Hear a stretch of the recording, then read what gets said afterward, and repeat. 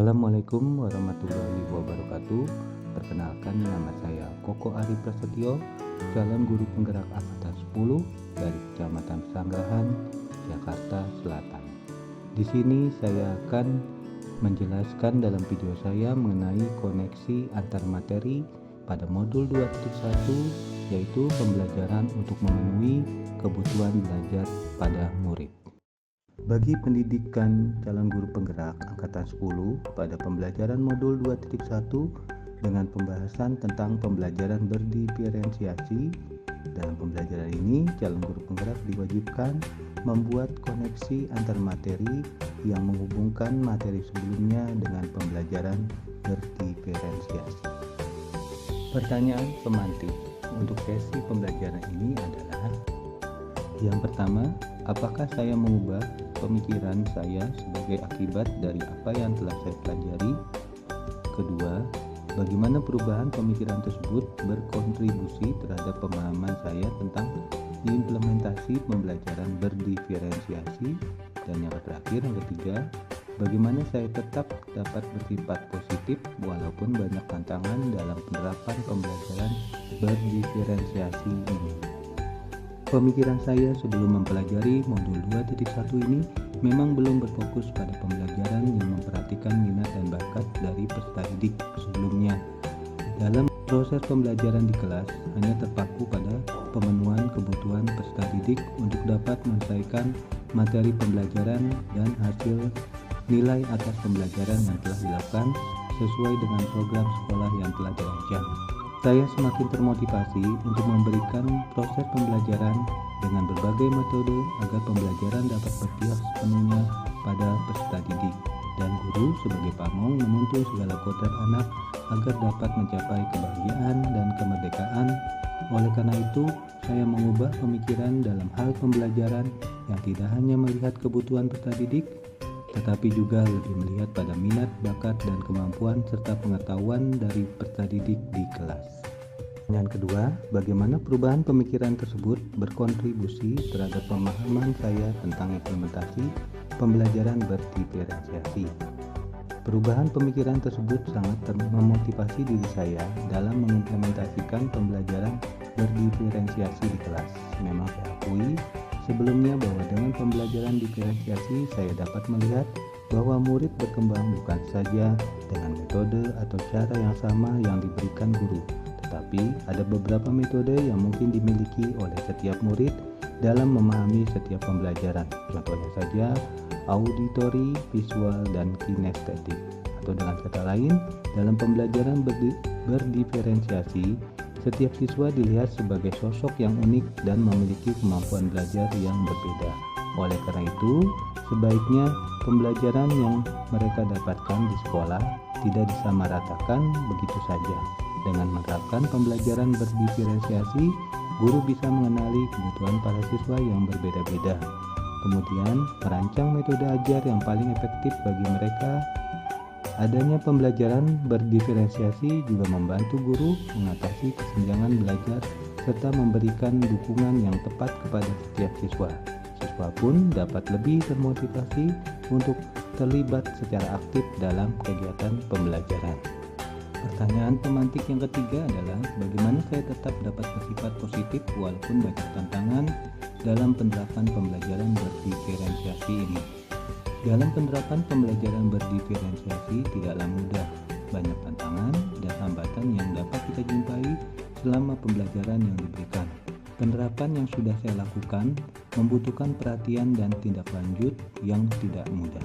Perlu kita ketahui, kebutuhan belajar peserta didik tidak sama, sehingga guru sebagai fasilitator harus dapat memahami dengan berbagai cara agar kebutuhan belajar peserta didik yang beragam dapat dipenuhi, antara lain melalui pembelajaran berdiferensiasi, sehingga hasil yang dicapai dapat optimal.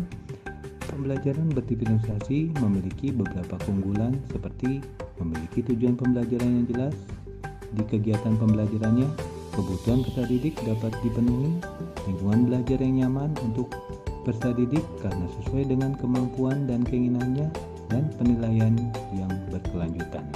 Kaitan antar materi dalam modul 2.1 dengan modul lain di program guru penggerak lain, modul 1.1 mengenai filosofi pemikiran Ki Hajar Dewantara, modul 1.2 mengenai nilai dan peran dari guru penggerak, modul 1.3 mengenai visi dari guru penggerak, modul 1.4 mengenai budaya positif, dan terakhir modul 2.1 mengenai pembelajaran berdiferensiasi. Pada modul 1.1, pendidikan yang ditekankan sesuai dengan filosofi Ki Hajar Dewantara, yaitu pendidikan yang berpihak pada peserta didik. Dengan pembelajaran berdiferensiasi dapat memenuhi hal tersebut karena memperhatikan kebutuhan belajar peserta didik yang unik dan beraneka ragam.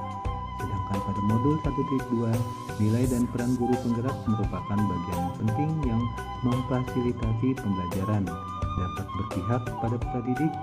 Nilai dan peran guru penggerak tersebut terdiri dari mandiri, reflektif, kolaboratif, inovatif, serta berpihak kepada peserta didik, dan salah satu nilai terpenting tersebut yaitu berpihak pada peserta didik inilah yang paling penting dari nilai dan peran guru penggerak. Hal ini selaras dengan pembelajaran diferensiasi. Pada modul 1.3, visi guru penggerak, yaitu visi seorang guru menjadi sebuah acuan penting dalam melangkah dan memerankan dirinya sehari-hari dalam menghadapi peserta didik. Dalam menentukan atau menyusun visi, seorang guru harus mulai membayangkan dan memiliki harapan ke depan, seperti apa murid yang diinginkan, dengan memberikan sepenuhnya kepada peserta didik untuk dapat mengoptimalkan potensi dari minat dan bakatnya, sehingga peserta didik dapat kesempatan yang sama dalam pembelajaran. Maka pembelajaran diferensiasi merupakan pembelajaran yang sangat cocok diterapkan di kelas agar peserta didik dapat menyerap pembelajaran yang sama. Pada modul 1.4 mengenai budaya positif, budaya positif yang dikembangkan di sekolah memiliki tujuan. Tujuan utamanya adalah membangun budaya positif dengan harapan dapat menumbuhkan karakter anak. Dengan pembentukan keyakinan kelas merupakan nilai-nilai kebajikan atau prinsip-prinsip universal yang disepakati bersama secara menyeluruh lepas dari latar belakang, suku, bahasa, maupun agama. Hal ini sesuai dengan pembelajaran diferensiasi bahwa semua siswa berhak mendapatkan hak yang sama dengan keunikan pembelajaran yang bersifat auditori, visual, dan kinestetik dilebur menjadi satu dalam satu pembelajaran sesuai minat dan bakat dari peserta didik tersebut. Pada modul 2.1, dalam konteks kurikulum merdeka, pembelajaran berdiferensiasi diimplementasikan dengan memberikan pilihan kepada siswa dalam memilih materi pembelajaran yang sesuai dengan minat dan kebutuhan mereka, dan guru memfasilitasi kegiatan pembelajaran tersebut di kelas. Ini saya akan menjelaskan mengenai apa pengertian pembelajaran berdiferensiasi. Pembelajaran berdiferensiasi adalah pembelajaran yang memberi keleluasaan pada siswa untuk meningkatkan potensi dirinya sesuai dengan kesiapan belajar, minat, dan profil belajar siswa tersebut. Jadi, pembelajaran berdiferensiasi tidak hanya berfokus pada produk pembelajaran, tetapi juga berfokus pada proses dan konten atau materi.